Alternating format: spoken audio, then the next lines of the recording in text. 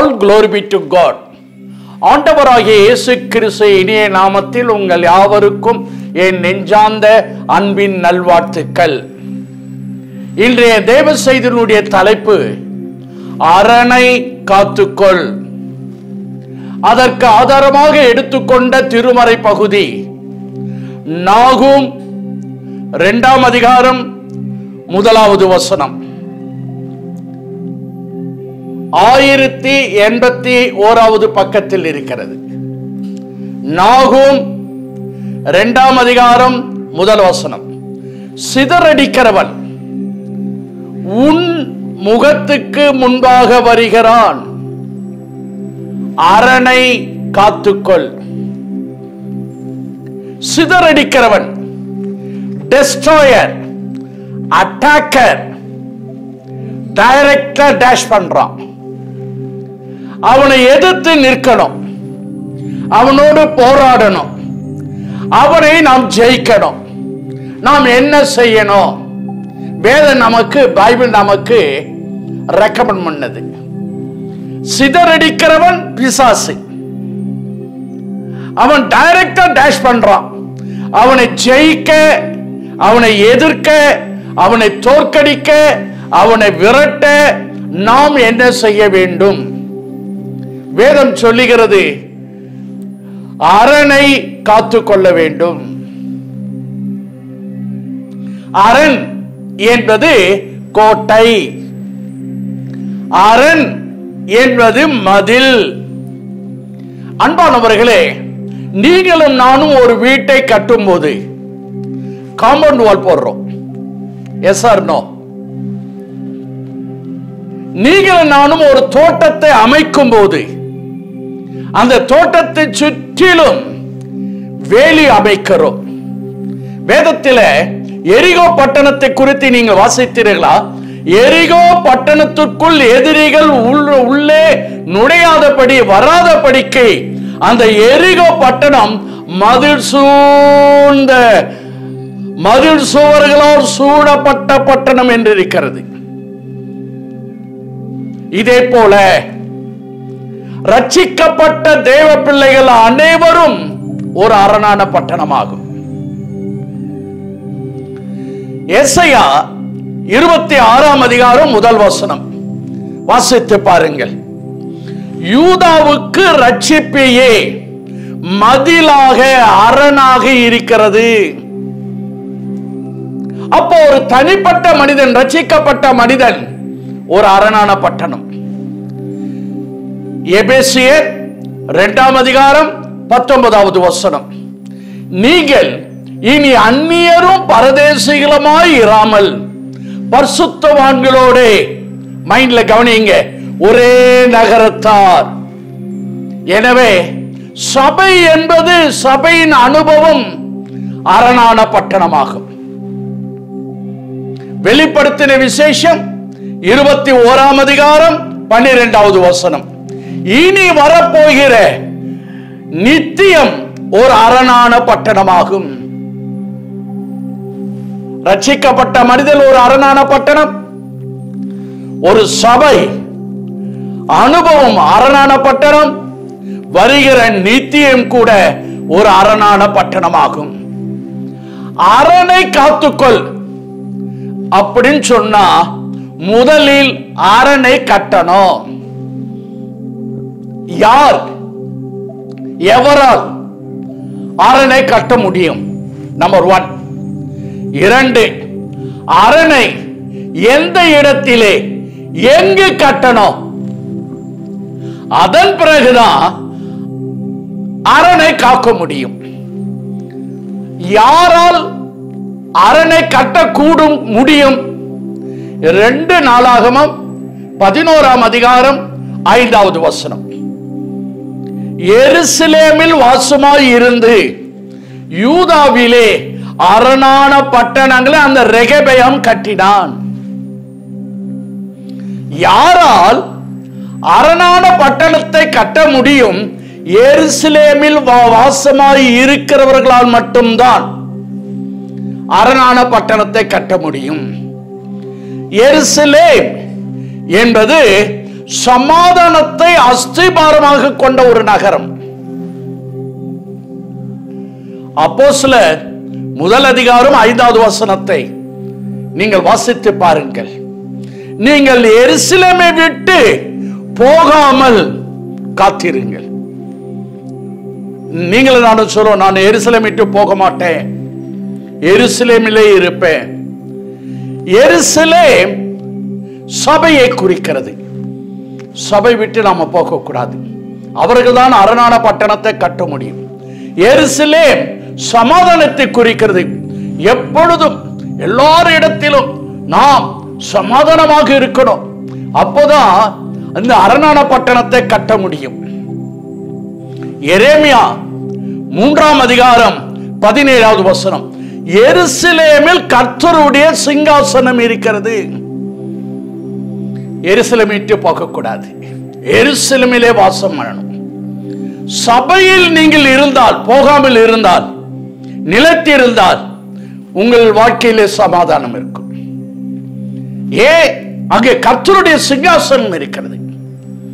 அவர் அந்த சிங்காசனத்திலிருந்து நமக்கு தேவையான போதனைகளை, ஆலோசனைகளை கொடுக்கிறார். எந்த சூழ்நிலையிலும் எனக்கு பிரியமானவர்களே, எருசலேம் ஆகிய சபையை விட்டு போகவே கூடாது. எந்த சூழ்நிலையிலும் நீங்களும் நானும் சமாதானத்தை விட்டுவிடவே கூடாது. தேவனுக்கே மகிமை உண்டாகட்டும். ஒரு உதாரணம் ஒன்று சொல்லட்டும். 1 ராஜாக்கள் 2ஆம் அதிகாரம் 36 46 வசனங்களை வாசித்து பாருங்கள். சீமேயு என்கிற ஒரு மனிதன் தாவீதை தூஷித்தான். தாவீதுக்கு எதிராக கற்களை மண்ணை வாரி போட்டவன். அதன் பிறகு மன்னிப்பு கேட்டான். சாலமோனுடைய ஆட்சி இப்பொழுது வந்து விட்டது. வசனம் 36. சாலமோன் சீமேயுவை பார்த்து, நீ எருசலேமிலே வீட்டை கட்டி கொண்டிரு, அங்கேயே நீ இருந்துக்கோ, எருசலேமை விட்டு நீ வெளியே போகாதே. சீமேயு சாலமோனை பார்த்து சொல்ல, ஓகே, வெரி சிம்பிள் கண்டிஷன். நான் ஒரு வார்த்தை சொல்றேன், நீ சபைக்குள்ளே இரு, சபை விட்டு போகாதே, சமாதானத்தை பாதுகாத்துக் கொள்ள சத்தியத்துக்காக நில். சீமேயு சாலமோனை பார்த்து ஒரு உடன்படிக்கை செய்தான். நீங்க சொல்றது நல்ல வார்த்தை, உங்க வார்த்தையின்படி நான் வெளியே போக மாட்டேன். தேவனுக்கே மகிமை உண்டாகட்டும். இங்கு இருக்கிறவர்கள் அத்தனை பேரும் ஞானஸ்நானம் எடுக்கிற நாட்களிலே இயேசு கிறிஸ்துவோடு கூட உடன்படிக்கை செய்து கொண்டவர்கள் அல்லவா? நான் பின்மாற்றம் அடைய மாட்டேன் என்று உடன்படிக்கை செய்து கொண்டீர்கள்.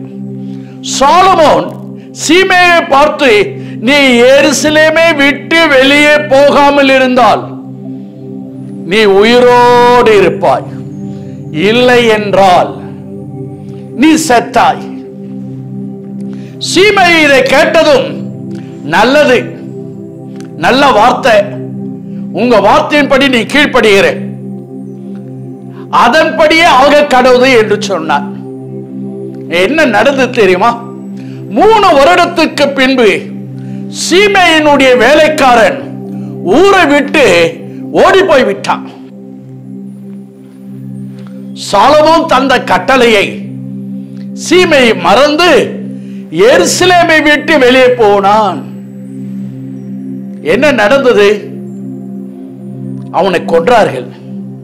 எனக்கு அன்பானவர்களே, நீங்களும் நானும் ஞானஸ்நானம் எடுக்கும் போது செய்து கொண்ட உடன்படிக்கையை, ஆண்டவரோடு கூட செய்த உடன்படிக்கை மீறக்கூடாது. எருசலேம் என்பது நமக்கு ஒரு அடைக்கல பட்டணம், பாதுகாப்பான பட்டணம், சபை.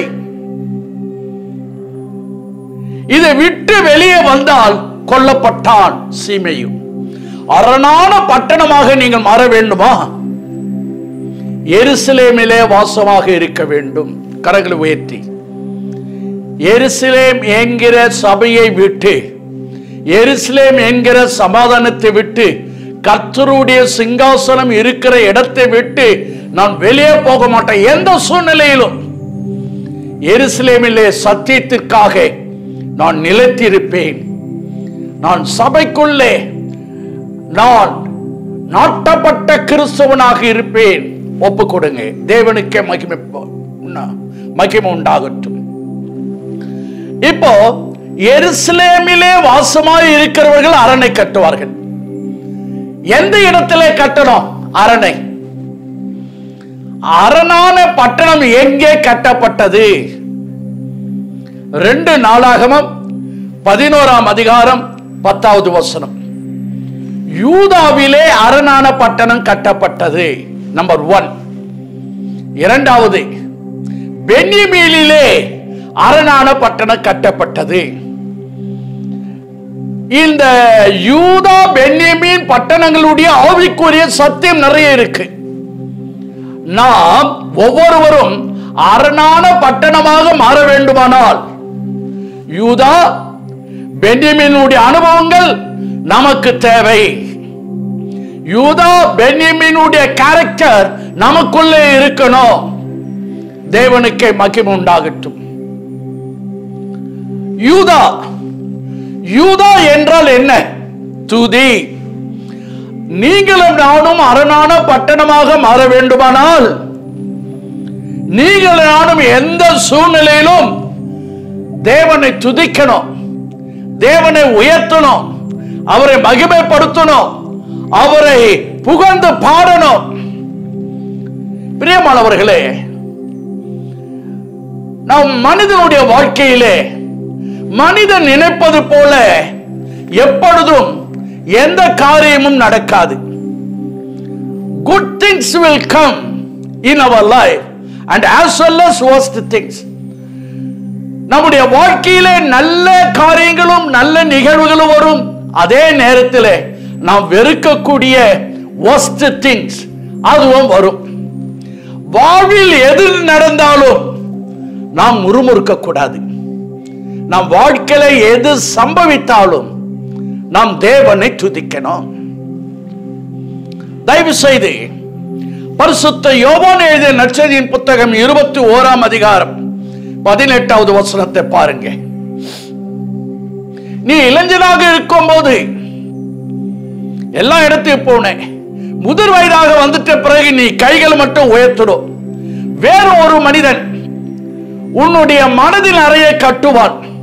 உனக்கு விருப்பம் இல்லாத இடத்திற்கு அந்த மனிதன் கொண்டு போவான். கவனித்தீர்களா? நான் பரிசுத்தாவியை பெற்ற பிறகு பரிசுத்தாவியால் நான் நடத்தப்படுகிற வேளையிலே கர்த்தருடைய சத்தத்தை கேட்டு ஊழியத்திற்கு வந்த நாட்களிலே எனக்கு பிரியமான இடம் எது தெரியுமா? அண்ணா நகர்ல போயிட்டு ஊழியம் செய்யணும். அண்ணா நகர்ல போயிட்டு நம்ம ஊழியம் செய்யணும் அப்படின்னு ஒரு திட்டம்.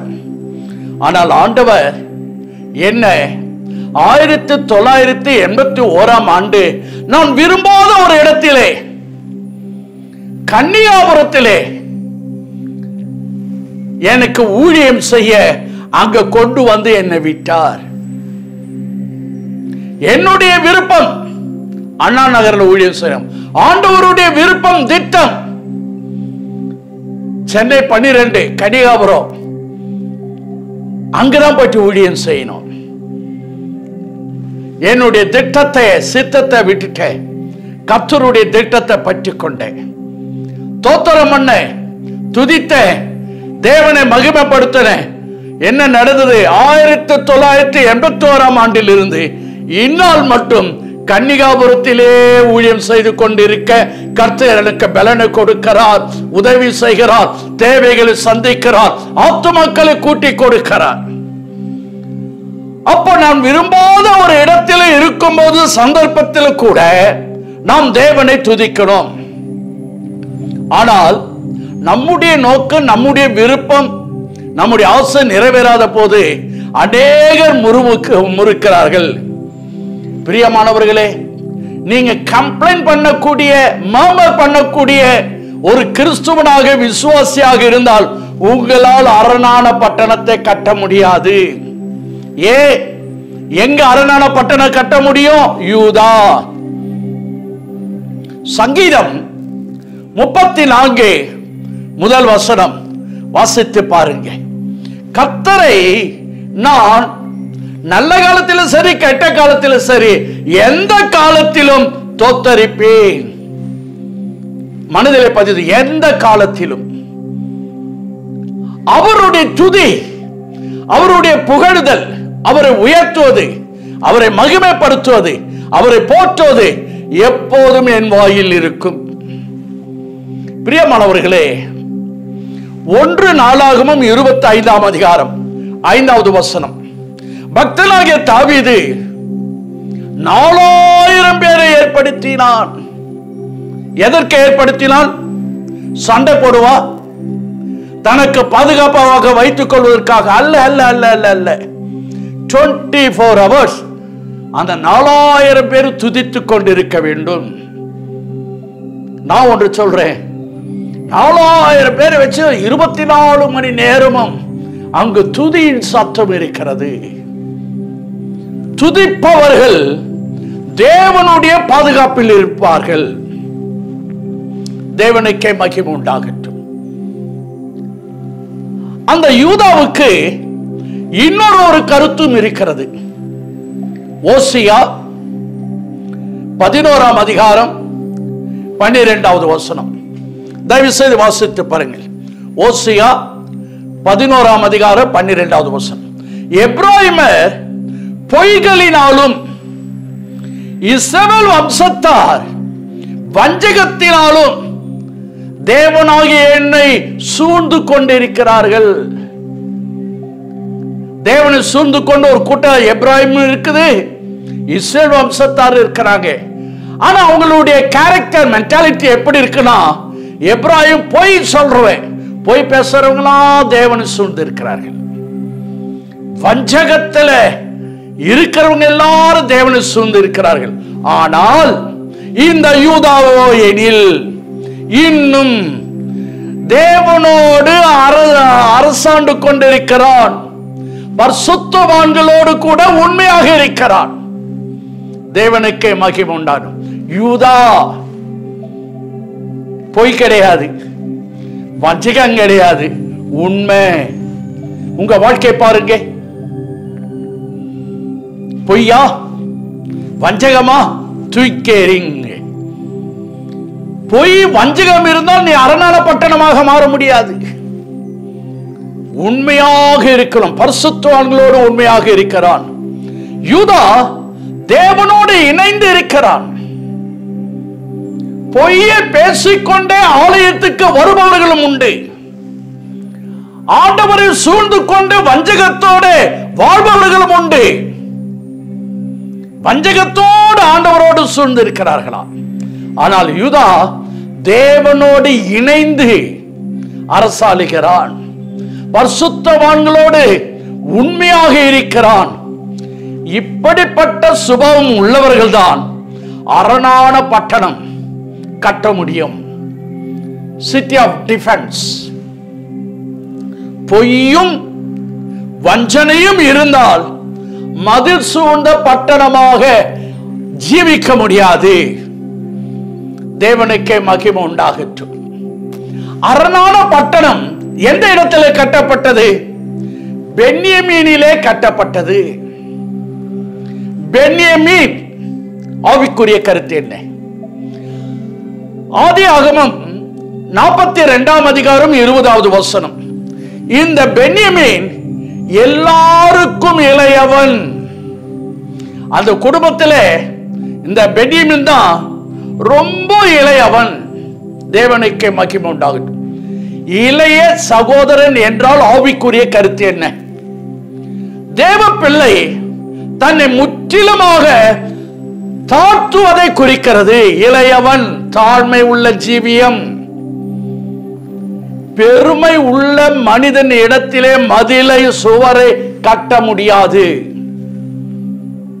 நாம் எல்லா சந்தர்ப்பத்திலும் மனத்தாழ்மையை அணிந்து கொள்ள வேண்டும்.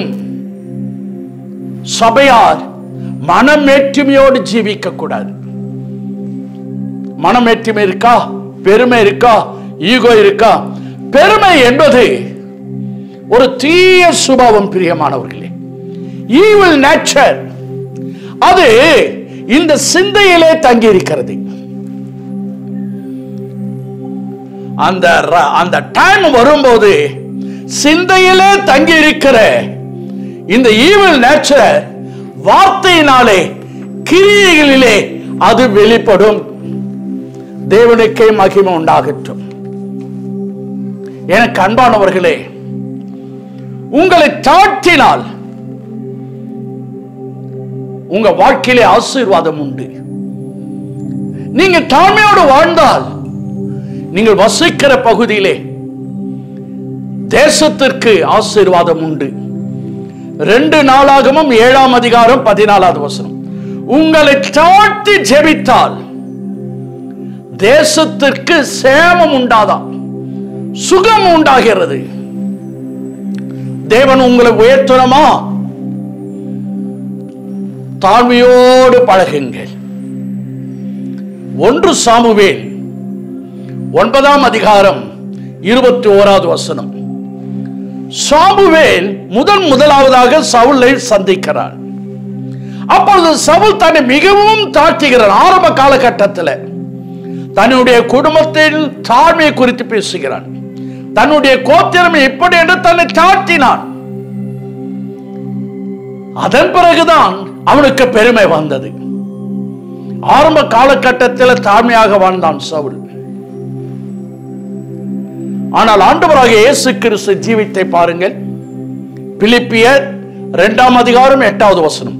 இயேசு தன்னை ஆரம்ப நாட்களில் இருந்து மரண பரியந்தம், அதாவது சிலுவையின் மரண பரியந்தம் தன்னை தாழ்த்தினார்.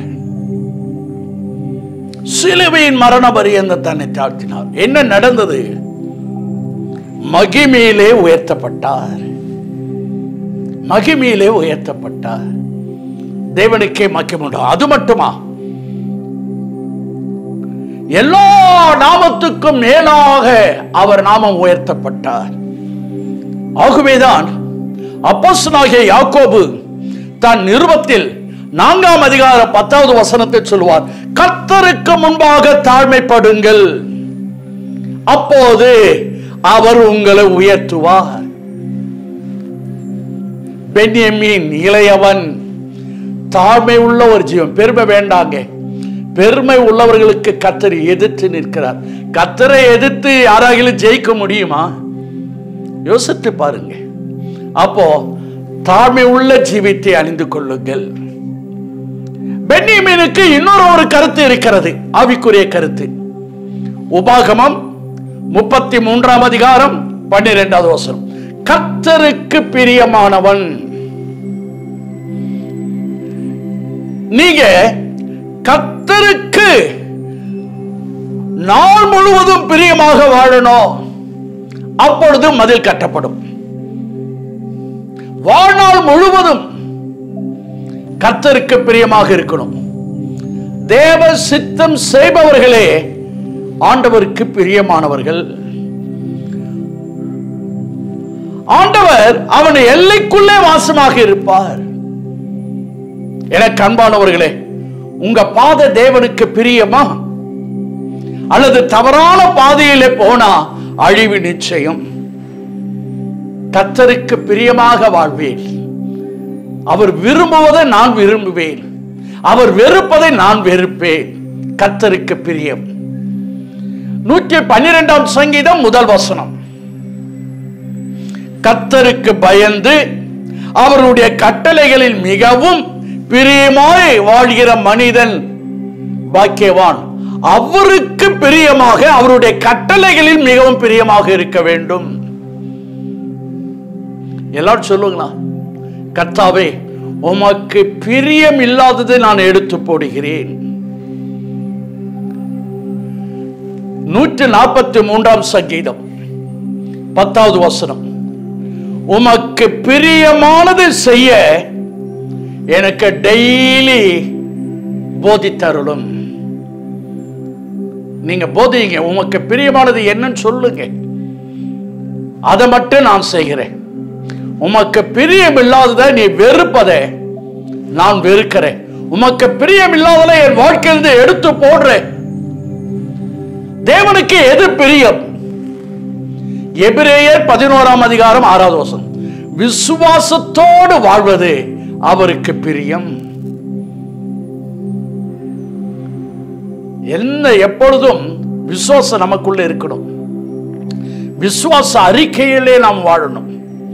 தேவனுக்கே மகிமை உண்டாகும். இந்த தானியேலை குறித்து தானியேல் 9ஆம் அதிகாரம் 23வது வசனத்திலே தானியேல் மிகவும் பிரியமானவன். ஏன் தானியேல் மிகவும் பிரியமானவன்? தானியேல் சொன்னா ஞானிகளை அழிக்க வேண்டாம். அடுத்தவனுடைய அழிவை தானியேல் அவன் பார்க்கல. அந்த அடுத்தவனுடைய அழிவிலே தானியேல் உயர்வு பெற விரும்பல. அதுதான் அர்த்தம்.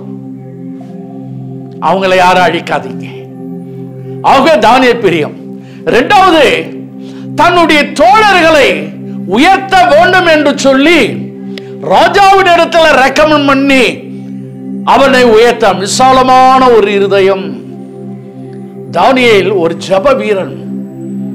ஆகவே தேவன் அவனுடைய ஜபத்தினால அவனை மிகவும் பிரியன் என்று சொன்னார். அரணை காத்துக்கொள் என்றால் எப்படி காத்துக்கொள்வது? அது வேதம் எப்படி சொல்லுதுன்னா 2 நாளாகமம் 11வது வசனம், அந்த அரணைப்புகள் பலப்படுத்தி. இந்த அரணைப்புகளை பலப்படுத்த 5 காரியங்கள் செய்யணும். நான் சுருக்கமா சொல்றேன். 2 நாளாகமம் 14 வசனம், கேட்டு போடணும், கேட்டு உயர்த்தணும். பிரியமானவர்களே, கேட் என்றால் என்ன? நெகேமியா 7ஆம் அதிகாரம் 3வது வசனம், நீங்கள் நிற்கும் போதே கதவுகளை கேட்டுகளை சாத்தி விடுங்கள். கேட்டு என்பது வேறுபாட்டின் ஜீவியத்தை குறிக்கிறது. உலகத்தில் அசுத்தங்களுக்கும் தீமைகளுக்கும் வேறு பிரித்து நாம் வாழணும். நாம் இங்கே ஏன் கேட்டு வைக்கிறோம்? வீட்டுக்கு மற்ற இடத்துக்கெல்லாம் மற்ற ஆட்கள் திடீர்னு உள்ளே வரக்கூடாது. தெருவில் போற நாயெல்லாம் உள்ள வரக்கூடாது. நாம் நிம்மதியாக தூங்கணும். Separation life, separation life. அப்போஸ்தலர் 2ஆம் அதிகாரம் 40வது வசனத்தில் பெந்தகோஸ்தே நாட்களிலே அப்போஸ்தலர்கள் இந்த செப்பரேஷன் லைஃபை குறித்து உபதேசித்தார்கள். மாறுபாடு உள்ள இந்த சந்ததியை விட்டு விலகுங்கள். நாம் எல்லாரும் பரிசுத்த ஜனம்.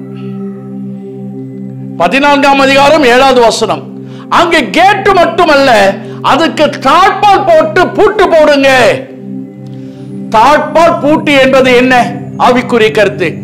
தேவனோடு செய்கிற ஒரு உடன்படிக்கை, தேவன் இடத்திலே எடுக்கிற ஒரு தீர்மானம், அர்ப்பணிப்பை காட்டுகிறது. தானியேல் 1 அதிகாரம் 8வது வசனம், அந்த சாத்ராக் மேஷாக் ஆபேத்நேகோ என்பவர்கள் இந்த ராஜாவினுடைய போஜனத்தினாலும் அவருடைய பானம் பண்ண திராட்சை ரசத்தினாலும் தன்னை தீட்டுப்படுத்த மாட்டோம் என்று தன் இருதயத்திலே தீர்மானம் பண்ணி கொண்டார்கள். அதுதான் முக்கியம். சில தீர்மானம் பண்றாங்க, அவங்க சுயநலத்திற்காக தீர்மானம் எடுப்பார்கள். சுயநலத்திற்காக எடுத்த தீர்மானம், உடன்படிக்கை உங்களை கிறிஸ்துவனுடைய போல மாற்றாது. தேவனோடு நெருங்கி ஜீவிக்க வாழ எவைகள் எல்லாம் தடையாக இருக்கிறதோ, அவைகள் எல்லாம் எது எதுவும் நம்ம டிஸ்டர்ப் பண்ணுதோ அவைகள் டிஸ்டர்ப் பண்ணாத படிக்க தாழ்பால் போடணும், பூட்டு போடணும். கேட்டு போட்டால் மட்டும் போதாது, தாழ்பால் போட்டு பூட்டு தேவை. எது நம்ம டிஸ்டர்ப் பண்ணுது? ஆவிக்குரிய ஜீவித்தை வளராத படிக்க குறித்த நேரத்துக்கு தவறாமல் ஆலயத்துக்கு ஆராதனைக்கு வருவேன் தீர்மானம் பண்ணுங்க. டெய்லி நான் 10 அதிகாரம் படிப்பேன். எடுத்த தீர்மானத்தில் உறுதியாக இருங்கள். தேவனுக்கே மகிமை. ஆவிக்குரிய ஜீவியத்திலே எவ்வித வைராகியமும் தீர்மானமும் இல்லாமல் வாழவே கூடாது. நமக்குள்ள ஒரு வைராகியம் இருக்கணும், தீர்மானம் இருக்கணும், ஒரு உடன்படிக்கை இருக்கணும், ஒரு அர்ப்பணிப்பு இருக்கணும், ஒப்பு கொடுத்தல் இருக்கணும். நீங்க பலப்பட உடன்படிக்கை, அர்ப்பணிப்பு, தீர்மானங்கள், வைராகியம் தேவை. அது மட்டுமல்ல, கோபுரங்கள் கட்டினான்.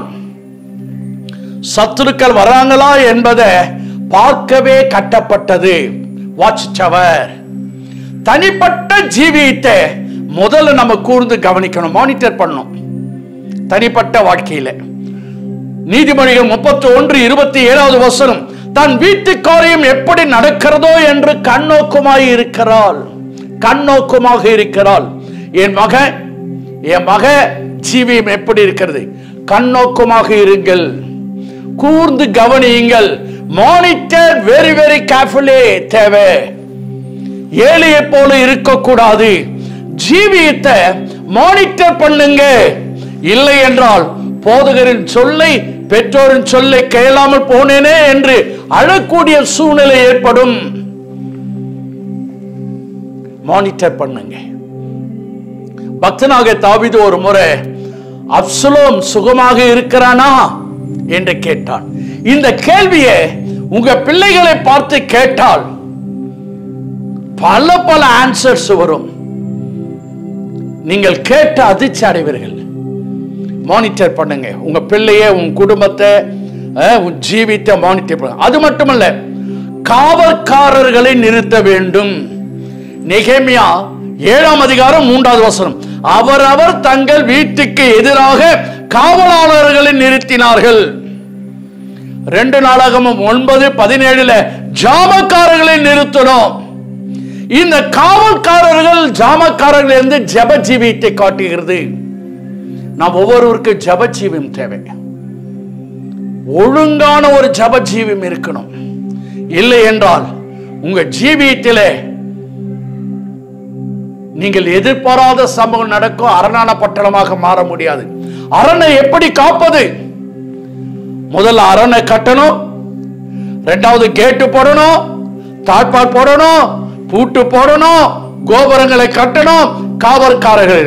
இப்படி செய்தால் இந்த அரணான பட்டணத்தை நாம் காத்துக்கொண்டால் என்ன நடக்கும்? பட்டணம் எப்படி இருக்கும்? ஆசாவின் காலத்திலே அந்த அரணான பட்டணத்தை பலப்படுத்தினான். ஆசாவின் காலத்தில் அமைதியாக இருந்தது. அரணை காத்துக்கொள். உன் வாழ்க்கையிலே, உன் குடும்பத்திலே, உன் ஜீவியத்திலே அமைதி இருக்கும், இளைப்பாறுதல் இருக்கும். ஆசாவுக்கு விரோதமாக யுத்தங்கள் இல்லை, தேசம் அமைதியாக இருந்தது. யுத்தங்கள் இல்லாத ஒரு வாழ்க்கை. எல்லாரும் எழுந்து நின்று 2 கரங்களை உயர்த்துங்க, 2 கரங்களை உயர்த்துங்க. தேவரே, என்னுடைய வாழ்க்கையிலே யுத்தம் இல்லாத ஒரு வாழ்க்கை, அமைதியான ஒரு வாழ்க்கை, இளைப்பாறுதல் உள்ள ஒரு வாழ்க்கை, நான் அரணை காத்துக்கொள்கிறேன்.